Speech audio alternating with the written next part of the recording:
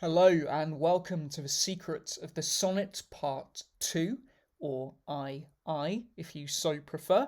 My name is Glen Alexander and thank you very much for watching this video. Now, if you haven't already seen the Speedy Dispatcher series, please do so, as this will better help you understand some of the ideas in this video, giving you everything from Shakespeare's windows in Westminster Abbey to where he is buried and who his parents really are. It is the feathered creature from Sonnet 143 that has broke away and is making swift dispatch as the careful housewife runs to catch, but flies and flies from her, and good luck catching the fastest animal in the world, the peregrine falcon. In this series, however, we are looking at the neglected child who cries to catch her, she not prizing her poor infant's discontent, whilst I, thy babe, chase thee afar behind. But if thou catch thy hope, turn back to me. So we're going to turn back and hear the babe's loud crying, playing the mother's part and being kind, and by doing so, having thy will. As this is part 2, if you haven't already seen part 1, please do go and do so beforehand, else you may not understand or fully appreciate what is going on in this video. In part 1, we looked at the outward fare and the outward part of the eye, i.e. the visual part of the eyes, and summed their count. We then also did the same with love. I grant sweet love thy lovely argument, which is how the true author reveals his identity alongside some other revelations. In this video, we're going to listen to the inward worth and inward love of heart, hearing I thy babe's loud crying. I really like the word heart for many reasons, but chiefly for this moment because it contains the word here and T. And that's exactly what we're going to do. Here. Sonnet number 4, and remember 4 from part 1 is an important number that signifies this poet. It is his mark, number 4, contains the line, what acceptable audit canst thou leave? With the word audit italicized. The word audit comes from the Latin auditus, hearing, from audere, hear, think audio, but it also means an account or a rendering. So it's a perfect word choice for the game we are going to play. It actually occurs in the sonnets 4 times. What acceptable audit canst thou leave? When as thy love hath cast his utmost sum, called to that audit by advised respects. Her audit, though delayed, answered must be. Works under you until your audit comes, there distract parcels in combined sums. But what are we actually counting, you may ask? We're counting the I sounds within the words themselves, their inward worth. With thyself alone, thou of thyself, thy sweet self doth deceive. What acceptable audit canst thou leave? Notice immediately after answering this question, thy, I. Against that time, I, my, when as thy love hath cast his utmost sum, called to that audit by advised respects. Her audit, though delayed, answered must be, and what's answering it? Her quietus. Sighs, works under you until your audit comes, there distract parcels in combined sums. It really is telling you, even within these lines, what it is we are going to be summing, what it is we are going to be counting. So, just for complete clarity, what acceptable audit canst thou leave? The sound of our I, or in the phonetic alphabet, this sound here, this diphthong sound, it's 2 vowels, our I. So we're counting this sound in the whole of the sonnet book. Sounds like madness. Which is probably why it's taken 400 years before some idiot has come along and done it. But as someone once said, though this be madness, yet there is method in it. That's Polonius from Hamlet. Now, I'm going to read through the next two sonnets highlighting the I sound so we can start to get to grips with this game and make the invisible visible. And the first thing I'll say is this is music. The sonnets are music. Ingenious patterns and arrangements of the sounds within the words. It really is incredible. Music to hear, why hearest thou music sadly? Sweets with sweets were not, joy delights in joy. Why lovest thou that which thou receives not gladly, or else receives with pleasure thine annoy? If the true concord of well-tuned sounds by unisons married do offend thine ear, they do but sweetly chide thee, who confounds in singleness the parts that thou shouldst bear. Mark how one string sweet husband to another. Now, this is a wonderful line. Mark how one string, because our eyes are our wands, sweet husband to another, and you're going to meet this wonderful thing a little bit later, I mark. So it really is quite lovely. Strike each in each by mutual ordering, resembling sire and child and happy mother, who all in one pleasing note do sing, whose speechless song being many seeming one, sings this to thee, thou single wilt prove none. Lovely. And sonnet 69, those parts of thee that the world's eye doth view want nothing that the thought of hearts can mend. All tongues the voice of souls give thee that end, uttering bare truth even so as foes commend. Their outward thus with outward praise is crowned, but those same tongues that give thee to thine own in other accents do this praise confound, by seeing farther than the eye hath shown, they look into the beauty of thy mind. And this really does give a wonderful insight into the mind of this absolute genius. And that in guess they measure by thy deeds, then chose their thoughts, although their eyes were kind to thy fair flower, and the rank smell of weeds. But why thy odour matcheth not thy show, the soil is this that thou dost common grow. So hopefully that makes it a bit clearer. Now what I'm going to do is I'm going to give you some highlights from the rest of the sonnets, so when we start summing I don't have to slow down. O learn to read what silent love hath writ, to hear wit eyes belongs to love's fine wit, for every vulgar paper to rehearse. Notice the here. O give thyself the thanks if aught in me. Why write I 3 times, still all one, ever the same, and keep invention in a noted, like a musical note, weed. You'll notice with sonnet 85, I have circled some of the eyes in red and some of the eyes in white.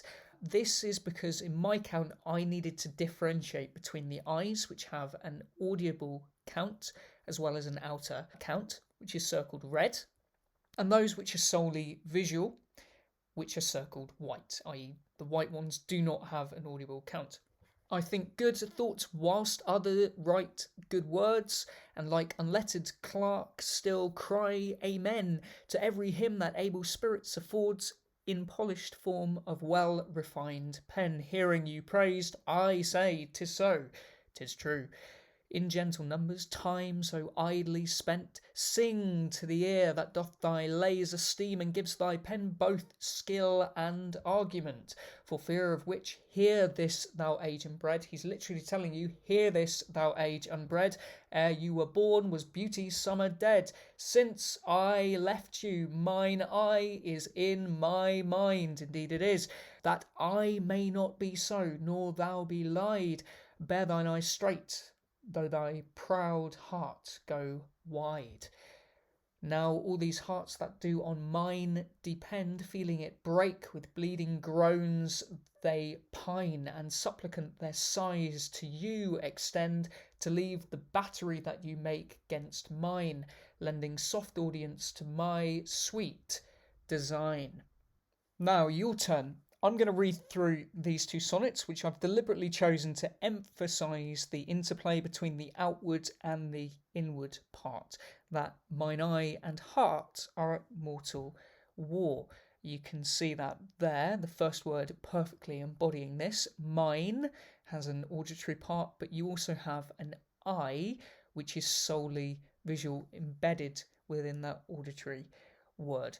So see whether you can identify for yourself the I sounds while I read through this. Mine eye and heart are at mortal war. How to divide the conquest of thy sight. Mine eye, my heart, their picture's sight would bar. Mine heart, mine eye, the freedom of that right. My heart doth plead that thou in him dost lie, a closet never pierced with crystal eyes. But the defendant doth that plea deny, and says in him their fair appearance lies. To side this title is impanelled, a quest of thoughts all tenants to the heart, and by their verdict is determined the clear eye's moiety and he, dear heart's part.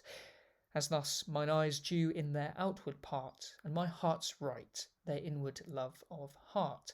Sonnet 47. Betwixt mine eye and heart a league is took, and each doth good turns now unto the other, when that mine eye is famished for a look, or heart in love with sighs himself doth smother. With my love's picture then my eye doth feast, and to the painted banquet bids my heart. Another time mine eye is my heart's guest, and in his thoughts of love doth share a part. So either by thy picture or my love, thyself away are present still with me, for thou nor farther than my thoughts canst move, and I am still with them, and they with thee. Or if they sleep, thy picture in my sight awakes my heart to hearts and eyes' delight. So here are the answers for you. How did you do? When I started doing this, it was always the my, by, thy, and like that would sneakily sneak past my awareness. Also note, please, in Sonnet 47, this I here has both an outward part and an inward part that we must be sensitive to. For instance, if we wanted to count all of the I's, inward and outward together, it would count as a double count. Now, figure 99 from Caesar Ripper's Iconologia has something important to teach us. And if this figure doesn't, or moral emblem, doesn't seem familiar to you, or you're wondering where it's come from, please go and watch the first part beforehand. Figure 99, Dominion. You'll notice he has a sceptre with an eye on the top of it. That should tell you to pay attention. And he is pointing with his forefinger, and we like the number 4. As for the eye, it signifies vigilance. A great prince should have. Why should we have vigilance? Because it's 99. 9 contains our I sound, which coincidentally is why Dominion is a great name for figure 99, because it contains 2 I's. In short, pay attention to the numbering this is telling us, because they too have sounds in them. 9, which is why that dot is there to alert us to it. And by exactly the same reasoning, number 5, I've, also needs to be counted. So just like in part 1, the whole book is playable. Title page, dedication, sonnets, a or the lover's complaint, the whole book. It is a global game. With all this being said, we now know how to play this inward game and what to be cautious with. So let's start our count. Here's the title page or frontispiece. By, right, Christ 9, we have 5 audible counts plus our 3 solely visual. So that would be 8 in total if we were counting both of these parts. From our dedication page, we have 1, which is our by, all by itself. One of the shortest words on this dedication, and it's all by itself, so it's strongly emphasised. Some other prominent words include wisheth, double V is heth, heth, the 8th letter of the alphabet, our eta or e, which I've talked about in other places. Fourth, our 4t with our eta or e on the end, which again we'll ignore for the minute here. Anyway, back to our count. And what I'm going to do is accelerate through the entire book just so you can see that this work has been done, which took days to do. Here we go.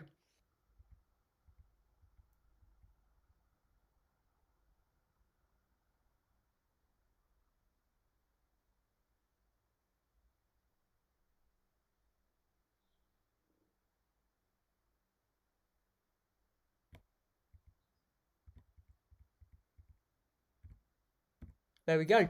The sum total of our auricular I, that's counting our inward I sound, is 2,410. Now I like this number. I like the 24 part very much, which we'll talk of in a bit.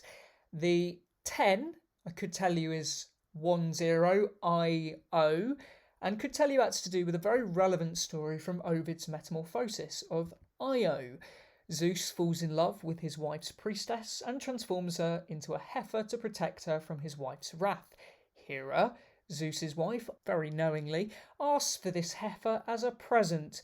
Once given, as Zeus can't refuse his wife, has it guarded by Argus, who has 100 eyes to stop Zeus from seeing it more regularly. Zeus sends his messenger Hermes, or the Latinized Mercury, which, if you've seen the Speedy Dispatcher, you will know this poet is also represented by, lulls Argus and his eyes off to sleep with sweet music and stories, then slays him. You can really see he gets his knife in his neck there, freeing the heifer. Io then crosses the Ionian Sea, makes it to Egypt, and transforms back from her ox form. Happy ending for her. We like this story because Argos has many, many eyes, and the welcome transformation of an ox back to its original form. Or Apollo, who is the 10th muse. Be thou the 10th muse, says Sonnet 38. Apollo was the god of the sun, artistic learning, poetry, and music, like the musical game we're currently playing, and math, like the addition we're doing. So this would be a very fitting number indeed. However, how can we be certain of this number? I am only human and not infallible, although I have spent about 3 days checking through these calculations at least 3 times to try to minimise and reduce my error. It takes a while, as you must read every sonnet forensically to first identify all the I sounds and then count said sounds as accurately as possible. This being said, I would like to declare where I think the main source of error will be, if there is in fact any, and that is with pronunciation. I wasn't alive during the 16th and 17th century, and neither were you. So it is difficult to say with exactitude how words were pronounced at the time, but we can assume it wasn't too dissimilar, given it's still the same language we enjoy today and teach in our schools. But it's not the pronunciation of the period per se that bothers me, it's this, and I should say in a small number of places, his use of spelling. For example, brief minutes. How would you say that word? Minutes, right? But do the first 2 letters read my? Because that would be a count if it did. Although my nuit in French is night, and since his disappearance he has been living in a night or winter of his own making. Hence my nuit would be a poetic choice. But then this wily author we'll do something like this. Minute, which starts to crank up the cognitive turmoil a bit. However, the sense of the line dictates that it should be minute, so despite the variance in spelling, perhaps imbuing the word with more poetic significance, the sense dictates minute, and reason must prevail. And what about these? Is that pub-like or public? Haply or haply?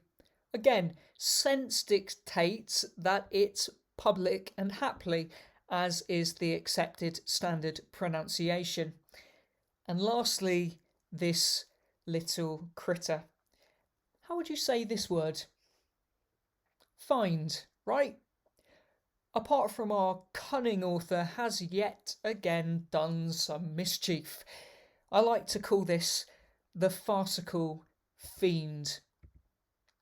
Here's Sonnet 144, and whether that my angel be turned, it should read fiend. Suspect I may yet not directly tell, but being both from me, both to each friend, I guess one angel in another's hell, yet shall I ne'er know, but live in doubt, till my bad angel fire my good one out. This obviously should be fiend, else the line wouldn't make sense. Or does it? We'll see later. Faults often tell us things. But either way, he's just moved one letter, E, in the word to the end and caused much doubt. Yet I shall ne'er know but live in doubt. It's also probably why the D of friend is slightly hanging, just to alert you that something's going on. Thankfully, Sonnet 145 following seems to answer this end, and taught it thus anew to greet. I hate, she altered, with an end that followed it, as gentle day doth follow night, who like a fiend from heaven to hell is flown away. I hate from hate away she threw, and saved my life, saying, not you. So my reading of this is, we do not count this. It's another deliberate fault, much akin to that of Sonnet 107 from part 1. This fault does tell us something rather magnificent, though, that you shall see later. So, our total, 2410. I'm very confident with the 24 part, because even with pronunciation quibbles, we're still in the 2400s. The 10, slightly less so, but this is about progress, not perfection, although I have spent a full week of my life trying to get this right for you. But the way I see it, there's almost 8 billion human beings on this planet who have far more brilliance than myself, so I'm sure they'll in time correct any faults, if there are any. However, this is rather nice, suggesting I might just be correct. If we make a grand total of the I's in the entire sonnets, that's summing both the auricular I sound and the visual I, that gives us a grand total of 3042. That breaks down as 2410 inward I, plus our 632 outward I from part 1, which gives us a grand total of 3042, which is highly significant if we read this backwards, taking the 0 for nothing, giving us 24, 3, which from part 1 was a supremely meaningful number, as not only was it the number of times love was in the sonnet, but also the 3 escallops or shells to the power of 5 lozenges from our Kippus cartouche, which equaled 243. Sonnet 68 actually speaks of living a second life on a second head. Ere beauty's dead fleece made another gay. And this is the monument to John Gay. Why is it relevant about the second life? Well, you'll remember these are the holy antique hours, 24:3. The time it took between the death and resurrection of Christ, 3 days, 24:3. In him those holy antique hours are seen. Hence, it really is living a second life on a second head. 243 in the Iconologia was also poetry, which is poetic. So, as you can appreciate, I'm quite happy with this total. Now, in part 1, we also counted the direct I words in the sonnets and found I. Lovely. Which breaks down as 87 EYIs, including Eid, Ein, Eisel, etc., and 24 EIs, giving us our perfect I. To emphasise this point, the I which directly contains the letter I in the entirety of the sonnets shows itself 24 times. You might be starting to see why I like the number 24. Now see what good turns eyes for eyes have done. Mine eyes have drawn thy shape, and thine for me. If we observe the corresponding figure in the Iconologia, we find arithmetic. Funny, because that's just what we've been doing.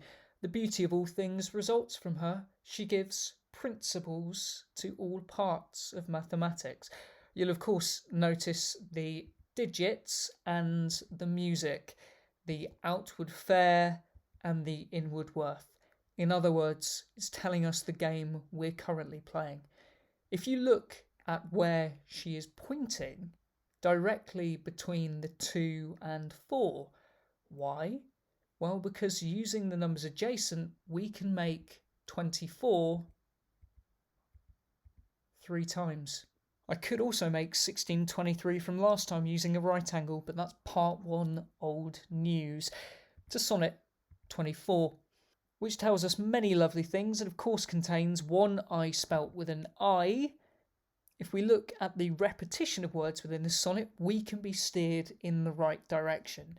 Painter 3 times, windows twice, and heart twice. Let's look at heart, which is often a symbol of and synonymous with love.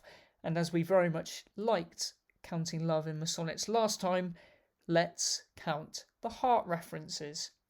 The sum total of heart in the entirety of the sonnets is 73. In the corresponding figure in the Iconologia, 73, conscience, is a lady, unsurprisingly, with a heart in her hand before her eyes, with an inscription saying, one's own conscience. The heart shows that none can be hid from himself, and of course has a fragrant smell of virtue, which, if you're wondering, is a very lovely smell, a little bit like ginger. Since we've seen figure 24 in the Iconologia, and we're starting to realise how important 24 is, we should probably also have a look at figure 124, or I-24. Figure 124, the end, whereunto all operations are directed. He is an old, decrepit man with a grey beard, a garland of ivy, sitting with a sun, departing from the east, and seems to be in the west by its rays, holds a pyramid with 10 M's on it and a square with the letter omega. Decrepit because he has 1 foot in the grave, the ivy denotes his want of support, the omega declares the end, as alpha does the beginning. The 10 M's signify 10,000. You may be thinking, what on earth does this mean? Which is exactly what I thought for quite some time. And then I realised 10,000 is written like this. I with 4 zeros. 4 zeros is 40. Effectively, I 40. Now you might be thinking, Glenn, that feels like speculative nonsense. And I'd likely say, yeah, I can understand that, until you see his rose on the Westminster Abbey window, which seems to have how many O's? 4 O's. Oh, you say, I see what you mean now. As to the square, he seems to be holding, well, to my eyes, that doesn't seem to be a square, that's a lozenge. And we've met one of those already, oh rare Ben Jonson, which just so happens to be pretty much below that rose in Westminster Abbey. As to the pyramid, which does seem to have a hint of John Gay to it, as you can see the monument pyramid there, but on the pyramid that he's holding you will notice the M's are arranged weirdly on it. 7 at the top and 3 below. Do we know any 73, 73? Why yes, yes we do. It's the number of times heart occurs in the sonnets and this figure number. So why is the heart important for the end? You'll find out shortly. So figure I-24 was interesting. Shall we have a look at sonnet 124 or I-24? It has quite a lot of time references in it, with time mentioned 4 times. Eyewitness call the foals of time, which works on leases of short-numbered hours. This is sonnet I-24, and 24 is often associated with hours. Heretic is also italicised, which must be important, and gives me images of someone being burnt at the stake. But all alone stands hugely politic. Do we know someone who is standing all alone in Westminster Abbey? This poet. The only person in Westminster Abbey buried standing on his feet. Underneath the falcon, directly above this stone, we have a verse of scripture which reads, "In wisdom hast thou made them all." And indeed, this name or persona, O rare Ben Jonson, was made. However, if we have a look at the much smaller reference to the verse beside it, we realise it's from Psalms 104, verse 24. There's our 24 again. Why all of this 24? Well, that's easy.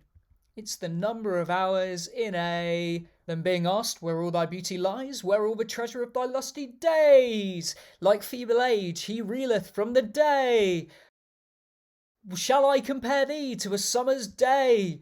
Then look, I death my days should expiate. Lo, thus my day, my limbs. Notice the one capitalised day there. I tell the day to please him, thou art bright. Like to the lark at the break of day arising. If thou survive my well-contented day, why didst thou promise such a beauteous day? If my slight muse do please these curious days, come daily.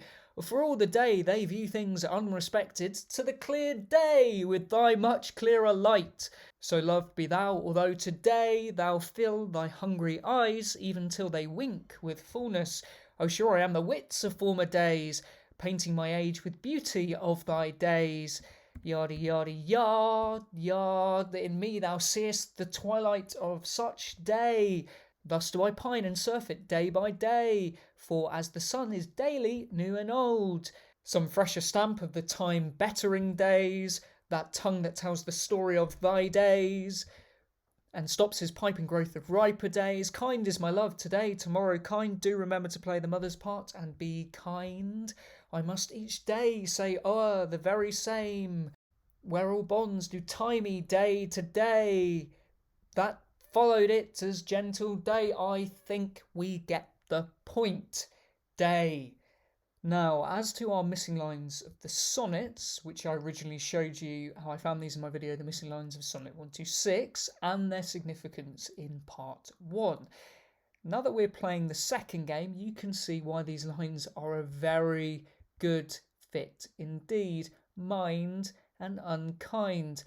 But if we look again at where they have come from in Act 1, Scene 3 of Hamlet, it has yet more to tell us. Good my lord, how does your honour for this many a day? There is your day reference in Ophelia's first line. Hamlet's response, I humbly thank you, well, well, well. How many wells is that? Well, that's 3. A little nod to our 3 days. Later Hamlet says, I have heard your prattlings too well enough. I have heard, and I hope you are hearing the I's too. Lastly, Ophelia, have I. that sucked the honey of your music vowels. Beautiful, because we are dealing with the music of these vowels. Have I, she kindly tells us. Honey is also a terrific word, because what is the characteristic feature of honey? It is sweet, and you'll find many references to sweet in the sonnets. Mark how one sweet string husband to another, to thy sweet will making addition thus, lending soft audience to my sweet design. Really is very beautiful. Now see the noble and most sovereign reason, like sweet bells jangled out of tune. The key word there being like sweet bells. Returning to our John Gay monument in the East Triforium of Westminster Abbey, Sonnet 68 still has more wonder to teach us. The rights of sepulchres were shorn away. Well, shorn here means you're not going to be fleeced. It's in plain and naked sight. There's no wall to cover our eyes here. And what is to the right of this sepulchre? Well, you will find engraved into the wall itself this: ID or JD. I could say, given D is the fourth letter of the alphabet, we have I4, which is nice, and remembering I and J are interchangeable, J being the 10th letter of the alphabet, that could give us 10-4, same digits as our Psalm 10-4, 104 from the O. Rare Ben Jonson grave, but this is actually referring us to the initials JD, the printing emblem of one John Day, which of course nicely rhymes with John Gay. Funny that. Here's the man himself, John Day. But note what is directly beneath John Day.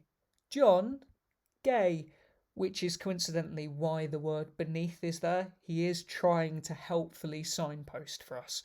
Here's the bottom of the monument with a wonderfully rich poem I don't have time to go into, other than to say the last line of the poem of Mr. John Gay's epitaph is reverence for virtue. However disgraced, however is a great word because it contains ver and an anagram of Vere. So you effectively have Vere or ver 4 times in the last 3 lines, alongside virtue. And Glen, what's that Saint Martin bit as well beneath? Oh, I'm sure that's completely irrelevant, and I won't be talking about that later. Back to our portrait of Day, where you no doubt have already spotted the kippus horns. Oh, there's our 40, the mark of Vere. Coincidentally, the date inside the portrait, if you do more digit sum arithmetic, adding the digits to where they terminate gives us 4. Oh look, there's some added E's on the end of life and death, a figure of addition and self-conceit, as E is the most characteristic letter in Edward de Vere's name. And next, Glen, you'll tell me there's 2 V's for de Vere hidden within the flowers. Life is death, and death is life, says the inscription circling. To live a second life, and life is death, and death is life, says John Day, on a second head, and on the head of the John Gay monument, resurrection. Now 243, as has been said, is poetry, but one of the last words was original, and you remember from part 1, the original of love, where we had our 3rd numerical anagram for the date of publication of the first folio, bounded between his age of 54 when he died and his life's mark 4. If we read the description, it may sound awfully familiar. The original of love, a young beauty with a round mirror exposed to the sun, whose reflection sets fire on the flambeau in the other hand. Underneath is a label inscribed "Sic incorde facit amor incendium," which translates as "Thus love makes the heart on fire."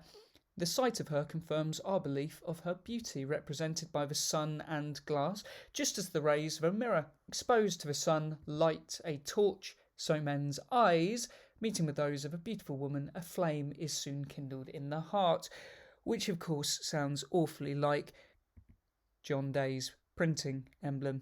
The sun shining through something circular sets a heart on fire. Here's Cupid from a John Gay monument, and notice the similar positioning. John Day's initials to Cupid's left, our right, and Cupid pointing to his left at what seems to be this poetic depiction of John Day's emblem. This also frames Sonnet 153 in a new light. Cupid by his brand. A brand is an identifying mark. And his love-kindling fire, this holy fire of love. But at my mistress' eye, or magnifying glass, love's brand new fired. The boy for trial needs would touch my breast. That was me thinking he was pointing to an inscription. Where Cupid got new fire, my mistress' eye. I-54, and this emblem was on page 54 of the Iconologia. Back to our grave of O. Rare Ben Jonson and Psalm 104, or JD if you prefer. 10 lots of 4 is 40, and in the Iconologia, number 40 is Beneficence, O. Rare Benifico Jonson. A young man with a cheerful countenance, almost naked, only he has a starry mantle to cover his secrets. He lifts up his right arm. Does he? I believe that's his left arm. Deliberate fault, so he's trying to tell us something.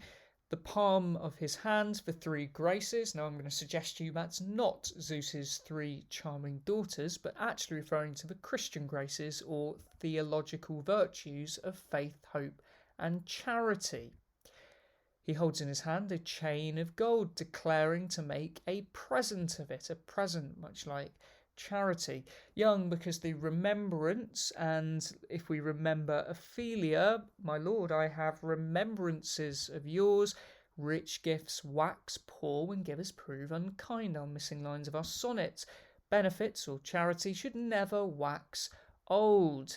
The gold chain that charity or beneficence ties and obliges, some might say binds. We'll revisit this later, but you might be able to see I'm trying to set us up. Now, if we have a look at this verse of scripture above this stone, Psalms 104 verse 24, which is here. O Rare Ben Jonson, O Lord, how manifold are thy works. And then our verse, in wisdom hast thou made them all. The earth is full of thy riches, rich gifts perhaps. But interestingly, if we have a look back at the beginning of this psalm, we have verse 2 with some italics. Who coverest thyself, with an E on the end, with light, as with a garment. And verse 4, we like the number 4, it has been starred, who maketh his angels spirits, his ministers a flaming fire. Who maketh his angels, capital A, spirits, his ministers a flaming fire. Well, that's awfully coincidental because it just so happens there's this wonderful book by none other than Angel Day. And we like a day. Flaming fire, whole burn. The English secretary. I like the word secretary because, i.e. id est from Latin, that is, or is the heraldic or coat of arms term for gold, secret. That is the English golden secret, in which is laid forth a pathway so apt and plain. Also quite like his motto, Angel Day's motto, Utilia Fortuna Virtus. Virtue is higher than forte, I mean fortune. Now, you may remember the fault from Sonnet 144, and whether that my angel be turned find, and our correction from 145, I hate she altered with an end, that followed it as gentle day. Angel day, which is just marvellous. And you may also notice that within the lines after angel, the E has been elided from turned, it's been omitted, and the E from followed before day, and at the end of angel day we have our E, angel day. And actually, we're not entirely sure how to spell angel day within the book itself. There seems quite a lot of variation, although We also have some variation in the sonnets. And who's this book dedicated to, you may ask? Well, unsurprisingly, Edward de Vere, Earl of Oxenford. I also quite like the printing ornament at the top, which has our two V's, our de Vere, which reminds me somewhat of the sonnets, albeit upside down. And how does our spirited Angel Day start his dedicatory letter to Edward de Vere? Zeuxis endeavoured to paint excellent, lie excellently. Just think for a second. Painting.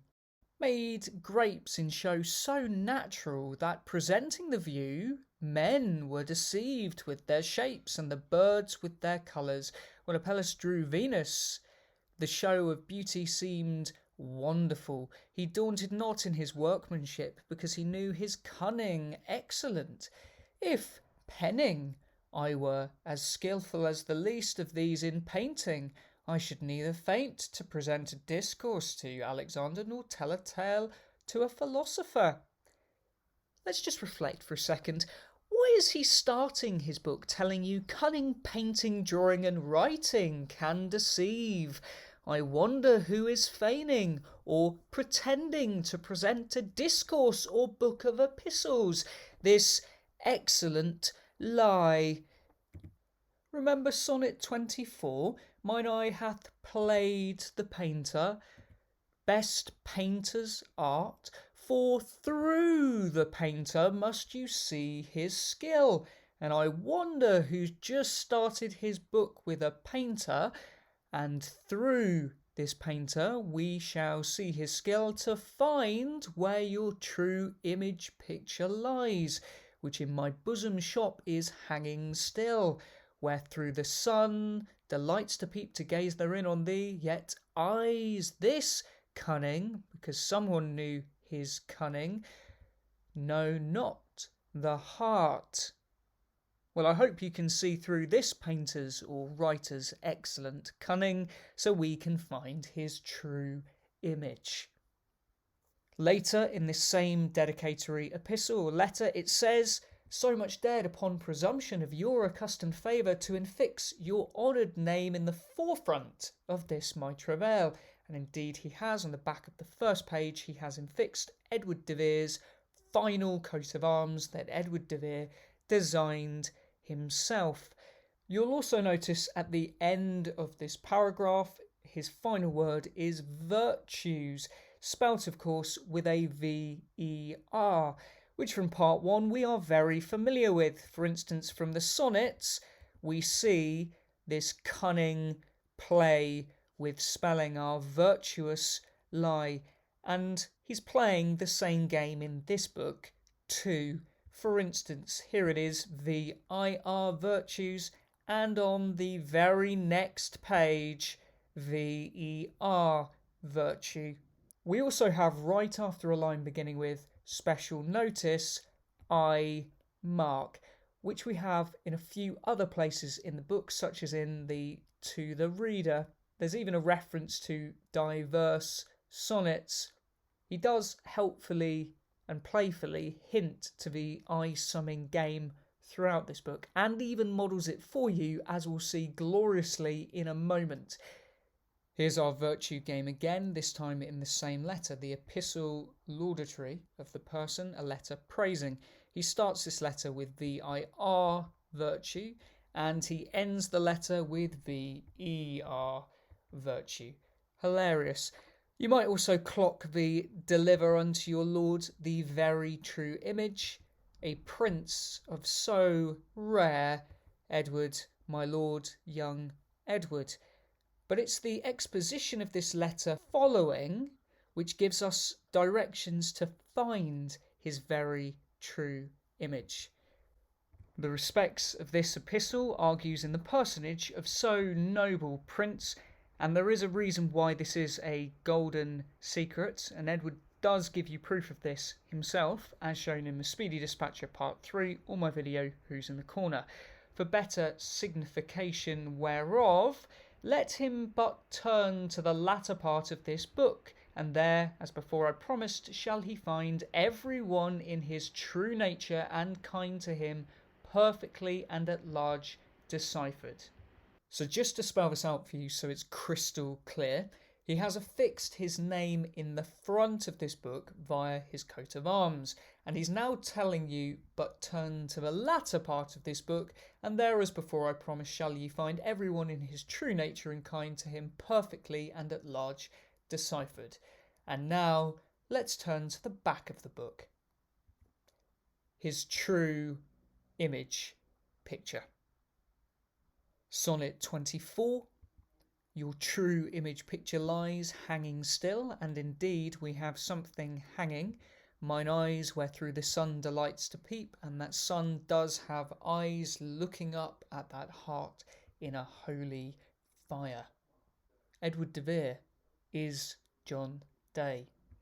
I have thought good in this place to determine this foremost work, praying the courteous viewers of these my labours to become as friendly censors, as gladly I have gone about herein to publish my endeavours, so shall they bind me by their bounty in performing no more than they owe in courtesy. Give thanks to God and Jesus Christ. This also comes at the end of the Epistles Amatore, your love letters, which is really beautiful.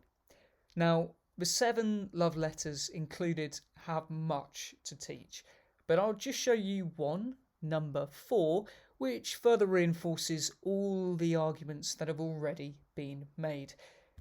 Epistles Amatore 241. But wait, there's a printing fault. 042 Epistles Responsory, that's not right. I should say 240 Epistles Amatore. Deliberate faults tell us things as we should know by now, and unsurprisingly, this fault has happened on page 24, taking the 0 for nothing, 24, and I 24. Now, I actually love responsory because it was the figure of response, how you answer a question, that revealed this author's identity in the Art of English Poesy, a book that started all this wonder for me a year ago. So I love this one already. I wonder what we're going to do on these pages that seem to have far too many eyes. I doubt this will come as much of a surprise. In fact, you can probably already predict the outcome. First things first, we're not going to count that specific eye because it does not look like our capital I, Roman numeral 1, and is completely different from all the other eyes on these 2 pages, and helpfully says after, no, not. Just like the game from part 1, everything on these 2 pages is countable. In other words, titles and numbering is included too. So let's count.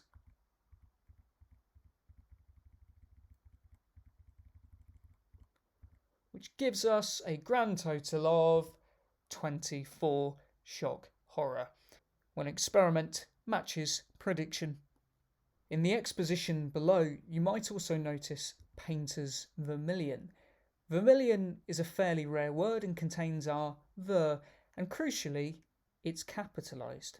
It just so happens we have one usage in the sonnets, Sonnet 98, vermilion in the rose. But directly beneath that, 3 lines down, we have the word winter capitalised. And wonderfully, directly beneath vermilion in our love letter, 3 lines down as well, we have winter. Delightful. As with your shadow, I with these did play. And these words are shadowing each other, albeit with a lovely inversion of capitals.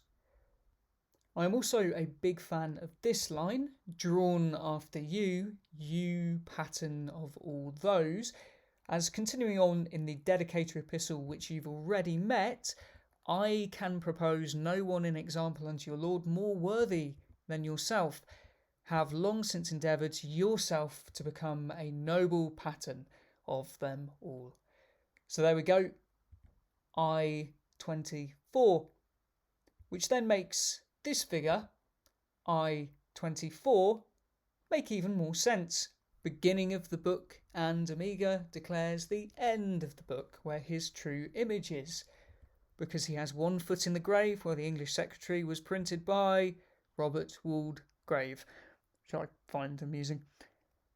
Now, one thing I was initially a bit confused about was the inscription on the scroll around the chain, holum calitas. The greatest of these is charity. This is actually a reference to 1 Corinthians chapter 13 verse 13, and now abideth faith, hope, charity, these three, but the greatest of these is charity, our 3 theological virtues, but caritas is the greatest. However, this can often be translated as hope, faith, and love. Hence, the inscription can read, "The greatest of these is love." Sonnet 154, Love God. Heart inflaming brand are identifying marks, such as this printing emblem, which from love's fire took heat perpetual. Love's fire heats water, water cools not love. The greatest of these is love. So there's our true image picture. But what he does with it is really clever. He takes this image and breaks it down into its constituent elements or ideas and then disperses them throughout the iconologia. I call this poetic fragmentation or poetic dispersion. For example, you've already met benefice. Now what I've done here is I've put some of the relevant elements or ideas in red, quotation marks if it's directly from a description, without quotation marks if it's just plain obvious. I'm going to quickly run through some of these in the iconologia so you can see this poetic fragmentation of this image in play. So sun, the sun, flame pot with a heart in the middle. Chain, heart, one hand of each. Star, chain, eyes turned up to heaven, raises the mind to heaven, soul towards God. Heart, I love this heart actually because if you see it's a deer in the background. Globe in each hand, flaming. Heart, chain. This election, we have an interplay again between our ver and ver, but who's she giving her crown to but spring? And spring in Latin or Italian is ver. Day, day, sun. Heart, chain, circle. Heat, wants vent, hot vapour. Circle in his hand, doesn't look like a circle. Whole orb, sun, fire, because that's what a torch is. Day, looks up to heaven, whence proceeds a ray. Circle, but note, the same circle, but it's now called a sphere. Circle, sun in the middle, globe, days. Sphere, sphere, sphere. Why so many spheres? Well, because that sphere is the most characteristic of the sphere in our true image. Heart, looking up to heaven in one hand, a fuming chain, chain, fire. She holds a human heart, heart. I love this. Sincerity, offering her heart to severity, severity. Men in dignity are severe. Day, day. Hemerobian is a beautiful word. Apparently that's a little fly, an insect that only lives for one day. It's beautiful. Sun, fire, hearts, lozenge shape, God, sunlight's rays. Hopefully that seems nice and familiar. Heart, heart in her hands before her eyes. Sun, sun, round the rays. Fire, heart, a flame is soon kindled in the heart. And there is our true image picture again.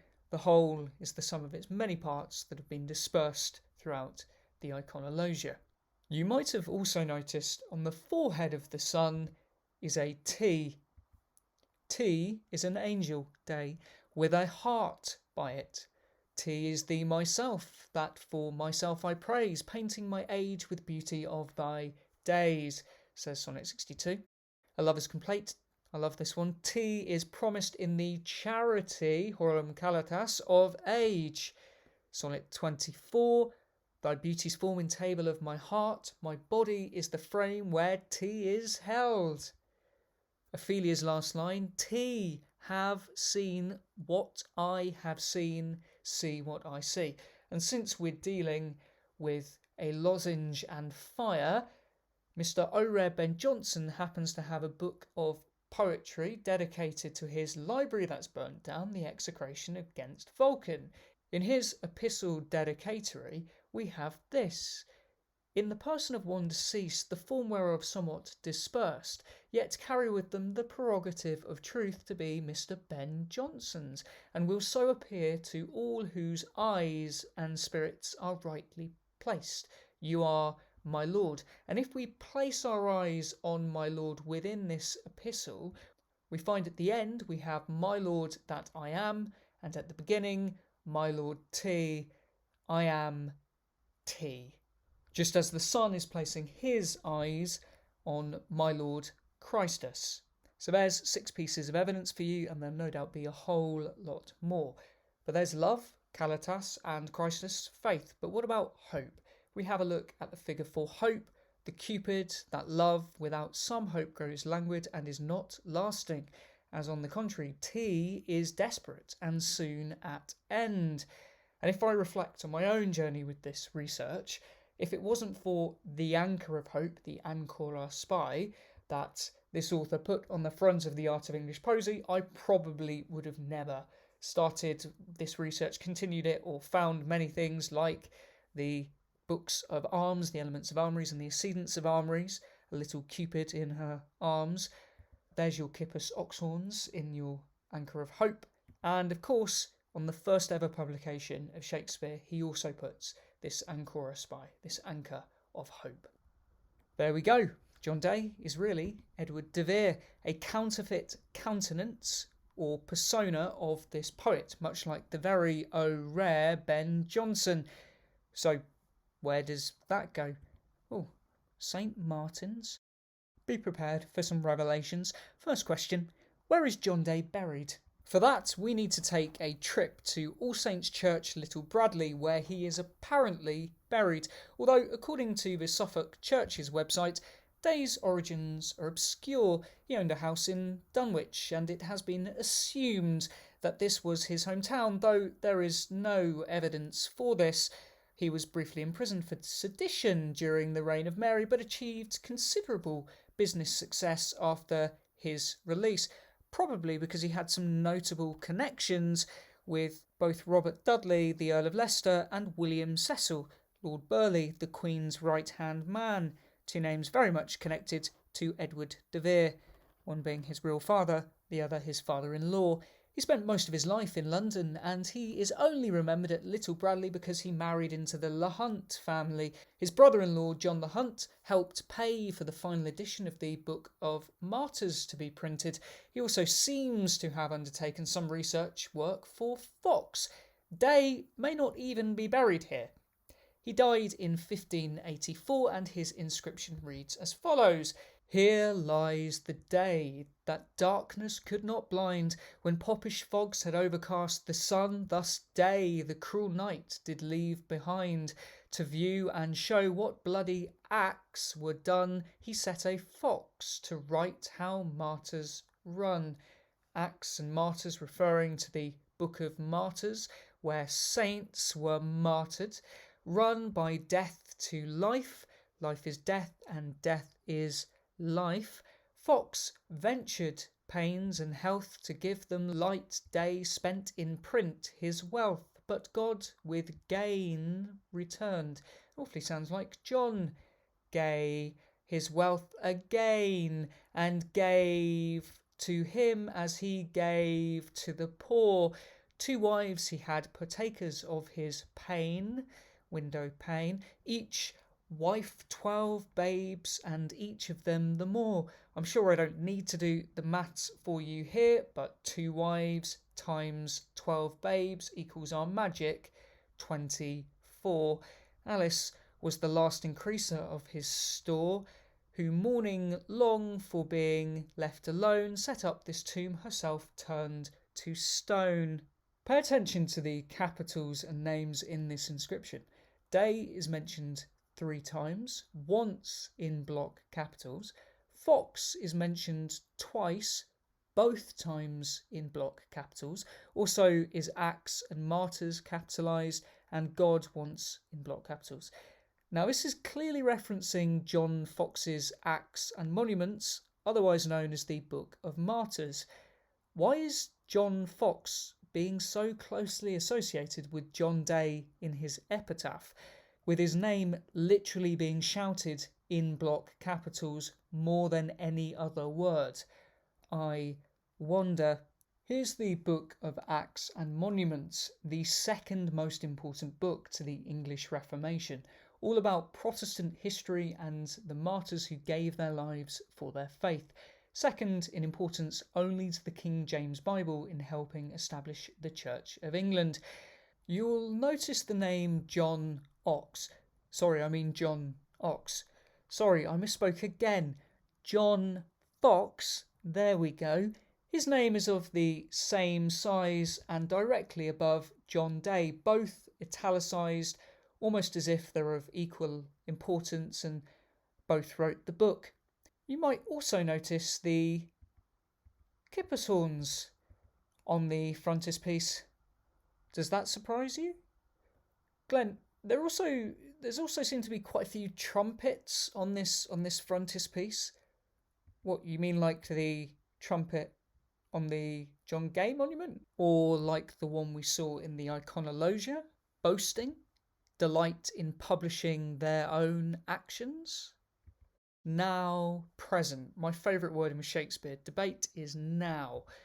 Crowning the present, doubting of the rest. For we which now behold these present days have eyes to wonder, but lack tongues to praise. Well, I hope you will find your tongue to praise.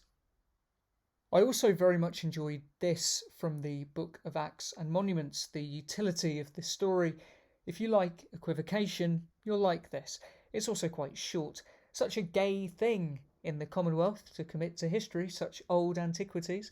The author also nicely explains why he's written an 8-volume work on Christian martyrology, to conserve in remembrance the lives, acts and doings of mild and constant martyrs of Christ, which serve not so much to delight the ear, unlike the game we've been playing in this video, as to garnish the life, to frame it with examples of great profit, and to encourage men to all kinds of Christian godliness.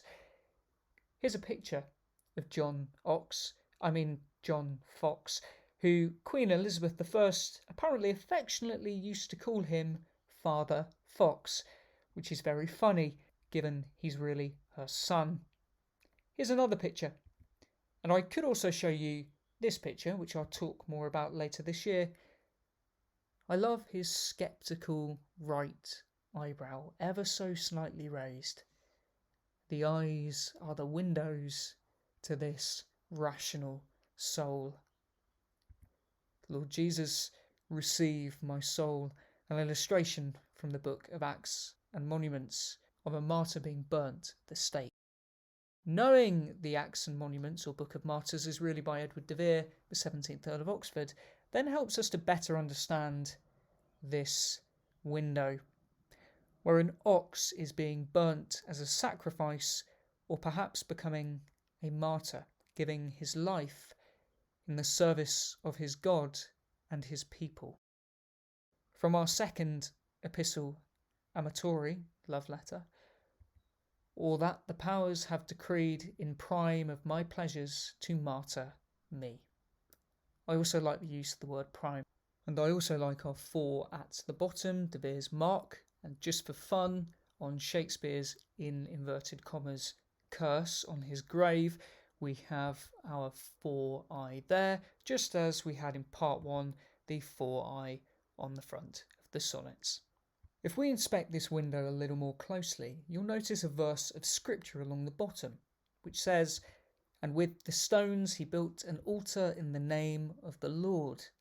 This comes from 1 Kings, or I Kings, chapter 18, verse 32, Elijah's sacrifice, and the window depicts this scene. Elijah here has challenged the prophets of the false god Baal to take an ox and build an altar, and he will do the same. Each then calls upon the name of the Lord, and whichever god answers by fire is the true God. The prophets of Baal cry from morning to eve, crying louder and louder, and even start cutting themselves with lances or spears, but no answer. Then Elijah takes 12 stones, which you can count in the window, and builds an altar with a trench about it, and orders that 4 barrels of water be filled and poured on the sacrifice and wood, and this is done a second and third time, which runs about the altar and fills the trench with water, as you can see in the window. 4 barrels of water thrice poured is 12 barrels. 12 stones plus 12 barrels, that's 24. At the time of the evening sacrifice, Elijah says to the Lord, "Let it be known this day, that thou art God in Israel, and that I am thy servant, and that I have done all these things at thy word. Hear me, O Lord, hear me, that this people may know that thou art the Lord God, and that thou hast turned their heart back again. Then the fire of the Lord fell. And what verse laid this proof out? Verse 24. And call ye on the name of your gods, and I will call on the name of the Lord. And the God that answereth by fire, let him be God. And all the people answered and said, It is well spoken.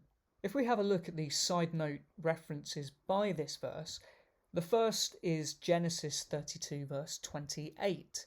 He is named, and he said, Thy name shall be called no more Jacob, but Israel. 4:10, you can see there, thy name shall be 4:10:40. As a prince hast thou power with God and with men, and hast prevailed. And the second reference, 2 Kings 17 verse 34, you'll notice at the top, diverse religions, and verse 34, unto this day they do after the former manners.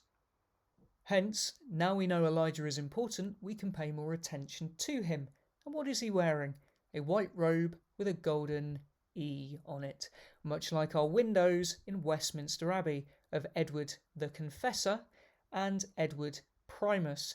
I did say I like the word prime, it's the one that's got the rose on beneath, as I've shown you in the Speedy Dispatcher Part 3 and other videos. And there's our characteristic E's. Amazingly, if we read the penultimate verse in Corinthians chapter 13, verse 12, for now we see through a glass, in a riddle, or darkly, but then face to face, now I know in part, but then shall I know even as also I am known. And I hope you will see through this glass and this riddle and know this E. The Shakespeare Monument in Westminster Abbey has also been helpfully trying to point this out to you for a while. As I showed you in part 1, Sonnet 137, why of eyes falsehood hast thou forged hooks? And there are our false hooks beneath this false idol.